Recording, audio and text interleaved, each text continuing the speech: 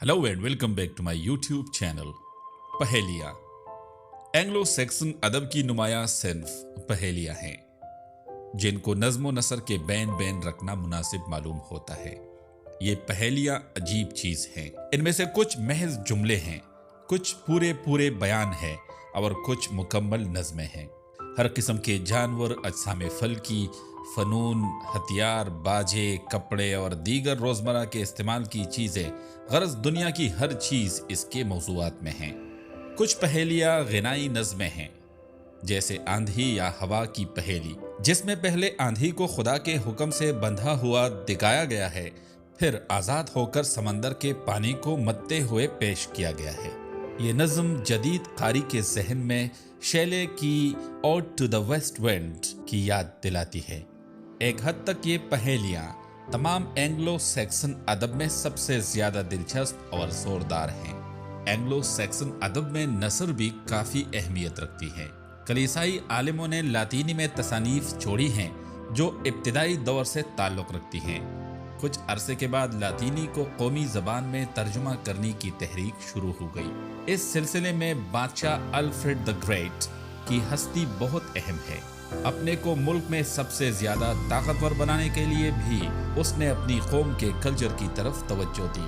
अपने दरबार में हर तरह के आलिमों को जमा किया, लातीनी ज़बान सीखी और ख़ुद तर्जुमे के काम में मसरूफ़ हो गया। उसने ओरोसियस की यूनिवर्सल हिस्ट्री का तर्जुमा किया, बीट की एक्लेसियास्टिकल हिस्ट्री और ग्रेगरी की पेस्टोरल रूल का तर्जुमा भी उसने लातीनी ज़बान के चंद आलिमों की मदद से खुद किया। ब्यूटियस की कंसोलेशन का तर्जुमा उसके हुक्म से किया गया। उसकी नसर कौमी अदब में एक मखसूस हैसियत रखती है। उसका रंग कभी कभी बनावटी हो जाता है, मगर ज़्यादातर हमें इसमें वो सादा और कुदरती ज़बान एक मखसूस तरबियत के तहत मिलती है जो नसर की हर जगह और हर दौर में आम ज़बान होती है।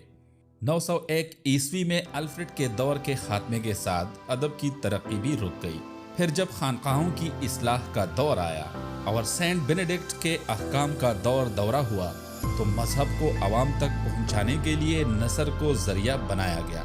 इस सिलसिले में दो नसर निगार नुमाया हुए, जिनकी नसर बादशाह अल्फ्रेड की नसर से भी ज़्यादा तरक्की याफ्ता है।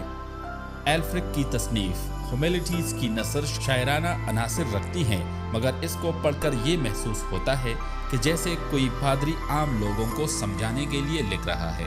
सफाई, हुस्न, आहंग और एजाज़ व इख्तिसार इस नसर की ख़ास सिफात हैं। एल्फ्रिक के हम असर वोल्फ्टन की नसर भी नुमाया हैसियत रखती हैं, हालांकि एल्फ्रिक की नसर की खूबी तक नहीं पहुँचती। कुछ ही अरसे के बाद एंग्लो सैक्सन कौम नॉर्मनों की गुलामी में आ गई और कल्चर में एक इनकलाब आया और अदब का एक नया दौर शुरू हुआ। Thank you very much.